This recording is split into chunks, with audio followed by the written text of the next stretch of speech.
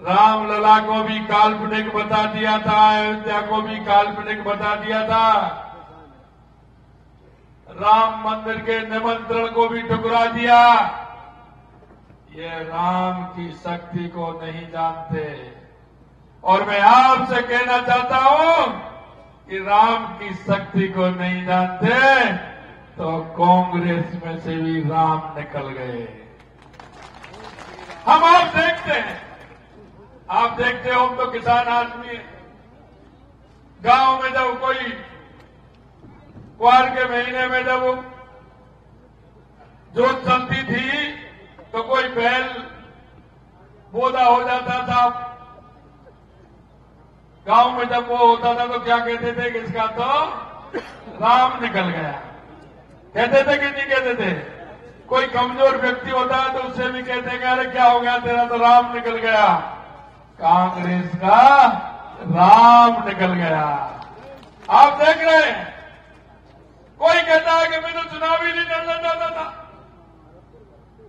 कोई कहता है कि मेरे को तो जबरदस्ती लड़ा दिया, कोई कहता है कि मैं तो लड़ना ही नहीं चाहता। आपने देखा होगा 2-2, 3-3, 4-4 टिकट वापिस हो गए। और एक जगह कांग्रेस ने फॉर्म भर दिया, केंद्र की कांग्रेस कह रही है कि आप वापस लीजिए, वो कह रहा है मैं तो वापस नहीं लेता हूं। अब देखिए क्या स्थिति हो रही है।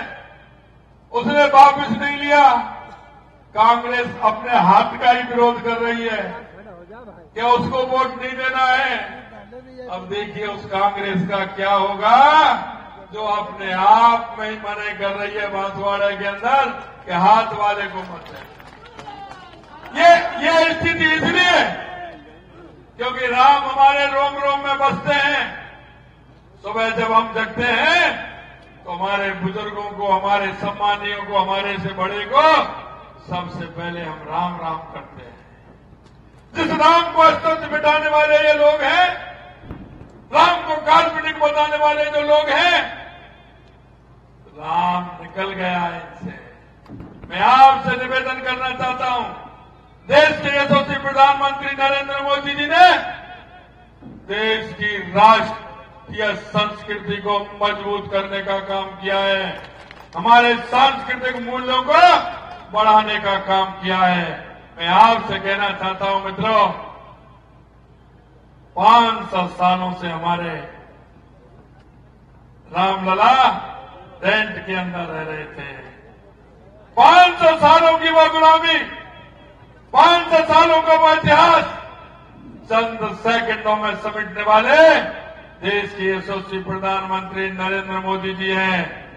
क्योंकि कहा था, हमारे घोषणा पत्र में था कि जब पूर्ण बहुमत की सरकार आएगी तो राम मंदिर का निर्माण करेंगे। कांग्रेस ही कहते थे ये जुमला है। हम कहते थे हमारे लोग रामलला आएंगे, मंदिर वहीं बनाएंगे। कांग्रेस वाले कहते थे तारीख नहीं बताएंगे। अरे हमने तो तारीख भी बताई आपको, निमंत्रण भी दिया आपको, और 22 जनवरी को अयोध्या में दिव्य और भव्य मंदिर में रामलला विराज गए, ये हम आपको बता रहे हैं।